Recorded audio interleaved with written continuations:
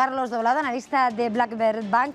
Carlos, muy buenos días. Hola, buenos días. Ay, pensaba que no te tenía. Muy buenos días, Carlos. Quería preguntarte cómo estás viendo la sesión. Hoy parece que los inversores respiran calma.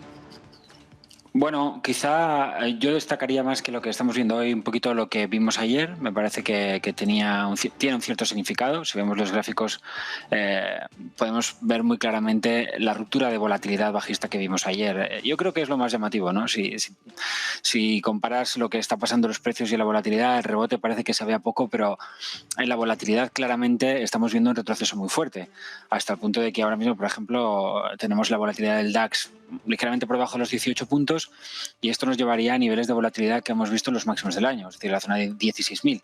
Tenemos el DAX en 15.300. Bueno, parece claro que los precios no están siguiendo este movimiento de volatilidad, pero normalmente el verse relajar la volatilidad pues puede ser visto como al menos una sensación de fortaleza en medio plazo, es decir, más allá de los problemas que podemos tener ahora si la volatilidad no presiona, después de haberse movido hacia zonas de resistencia a medio plazo. Si nos damos cuenta en este movimiento del DAX hacia las zonas de primer soporte horizontal, pues la volatilidad del DAX también va a su primera gran resistencia en medio plazo y desde ahí recaemos. Esto lo que nos invita a pensar es que seguimos en un mercado lateral, pero dentro de un orden, una tendencia de orden superior que es claramente alcista.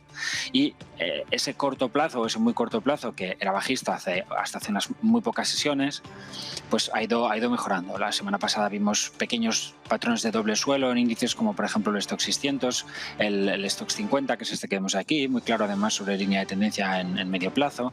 Entonces esta reordenación hoy con nuevos máximos crecientes después de un movimiento a la baja nos habla de una reconstrucción, al menos en el más corto plazo, y por tanto empieza de alguna manera el mercado a volver a la tendencia de orden superior que nunca ha abandonado. Sin embargo, es mi obligación señalar que lo que ha pasado en septiembre no es cualquier cosa. Si nos vamos al mercado norteamericano, que es el que al final va a marcar la tendencia en el proceso de fondo, veremos que hemos alcanzado una grandísima resistencia en proceso de largo plazo.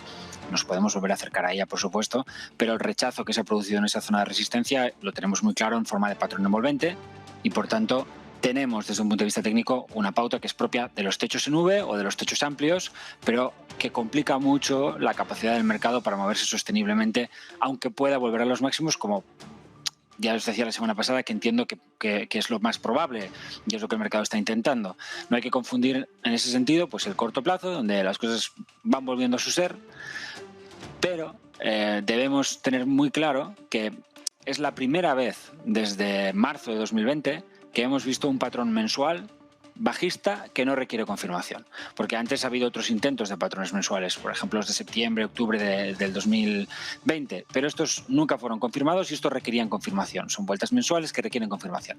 La que hemos visto en septiembre de 2021 teóricamente no requiere confirmación.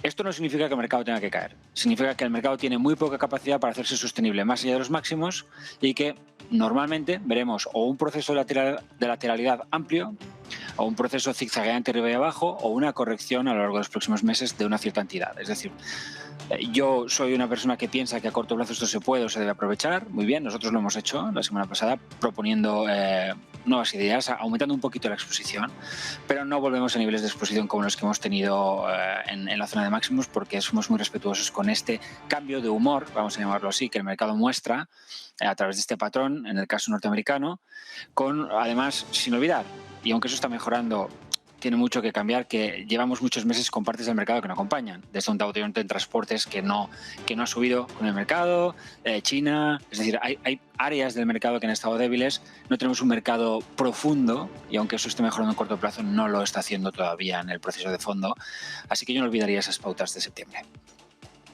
Viniendo de ese mes de septiembre, lo que sí sigue es esa escalada del precio del crudo. Hoy vemos de nuevo el Brent reconquistar los $84, Repsol entre los mejor posicionados.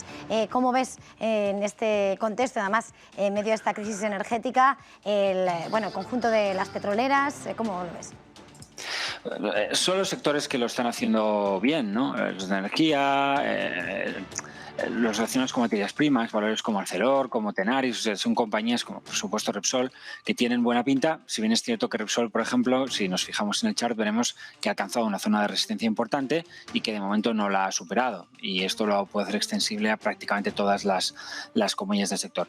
Es probable que lo superemos. De momento no hay patrones de ningún tipo aquí muy inquietantes. Podemos ver una vela envolvente diaria, pero como decía esto, lo que te anuncia es pues un movimiento lateral o una cierta corrección. Esa cierta corrección se veía hace un par de días con precios por debajo de la zona de 11. Y en ese sentido todo esto sirve para purgar este rally que viene desde el 9.30. Es normal que el mercado coja un poco de aire antes de querer seguir subiendo.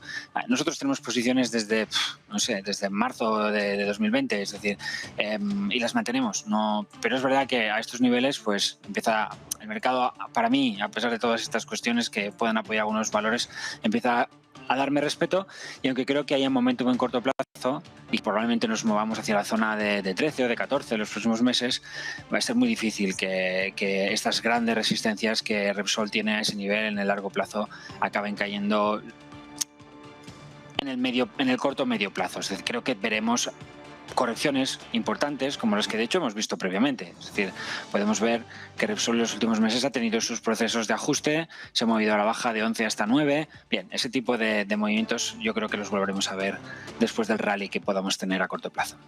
Pues Carlos Doblado, analista de Black Bear, muchísimas gracias por acompañarnos esta mañana. Feliz jornada y feliz negocio. A vosotros, hasta la próxima.